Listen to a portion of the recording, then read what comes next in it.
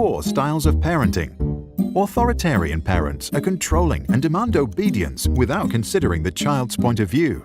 Permissive parents are loving but don't exert any control. There are no rules. Authoritative parents are firm but loving. They encourage independence within limits. Neglecting parents are uninvolved and often uninterested in their own child. Recently, a 5th style was proposed, but we will come back to that later. The styles range from controlling and demanding to complete freedom, and from cold and unresponsive to loving and receptive. Each authoritative, permissive, authoritarian, and neglectful parents have their place. To understand what it means to grow up with parents from each end of the spectrum, we can imagine the lives of 4 children. Sarah's parents are authoritarian. They love their girl, but they believe that strict rules are important to make Sarah become well-behaved and fit into society. If Sarah cries, she's told to stop. If she talks back, she is sent to the corner for time out. If she forgets to take care of her chores around the house, she is not allowed to play with her toys. Sarah learns that suppressing her emotions and following her duties is the way to get through the day. To get the love of her parents and to avoid making them upset, she becomes obedient. However, because Sarah was never allowed to decide for herself or follow her intrinsic interests, as an adult, she doesn't know what she really wants. She begins living a life that seems perfect to her parents and society, but might leave her unhappy on the inside. Permissive parents, like those of Peter, enjoy their little boy so much that they believe they should fulfill all his wishes, give him full freedom, and never say no. Peter enjoys full control over his parents and gets whatever he wants. If he doesn't want to walk, he'll be carried. If he wants ice cream he gets. If he wants to play games, he'll be playing them all night.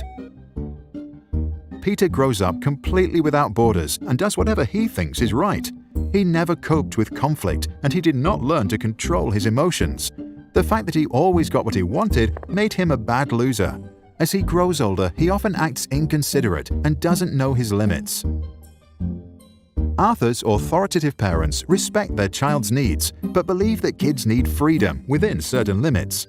Arthur can freely play, but when he's done, he needs to help tidy up. He is allowed to eat ice cream, but only on Sundays. Screen time is limited to 30 minutes a day. There may be conflict, but the parents listen to what Arthur has to say and then lay down the rules. Arthur learns that some things are difficult, but his parents give him all the support he needs to get through it. He develops the strength to endure hardships and to continue following his interests and passions. In class, he bravely expresses his own opinions in an appropriate manner. During breaks, he can show his emotions and act freely. As an adult, he agrees to rules only after they have been discussed and he feels like he understands them.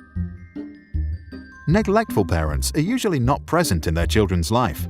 Nora often feels completely alone in the world. She experiences full freedom to do anything she wants to and has plenty of imagination, but she never receives any feedback or even attention. Nora realizes that it doesn't matter what she does because no one cares anyway. The lack of attention leads to a lack of trust in herself and others. She becomes insecurely attached, unable to form healthy relationships, and develops a negative image of herself. To stop feeling unworthy of love, she tries not to feel anything at all. In recent years, over-involved parents who are present in every aspect of their child's life are often referred to as the 5th style. These parents are also known as snowplows, removing obstacles out of their kids' path, or helicopter parents who hover about and micromanage every aspect of their child's life. Since they won't let their children do anything alone, the children can't learn to overcome challenges by themselves. Research infers that these children don't like to solve difficult problems, lack perseverance, and may even procrastinate in protest when something requires a lot of effort. Since most research on parenting is based on self-reports and was done in the US and Europe, it is not clear how strongly the observed effects will hold up in controlled observational experiments or in other parts of the world. The 4 parenting styles were first introduced by psychologist Diana Baumrind. For good parenting, she advised balance of demandingness and responsiveness. Add to that the wise words of Maria Montessori to never help a child with a task at which he feels he can succeed, and parents should do pretty well.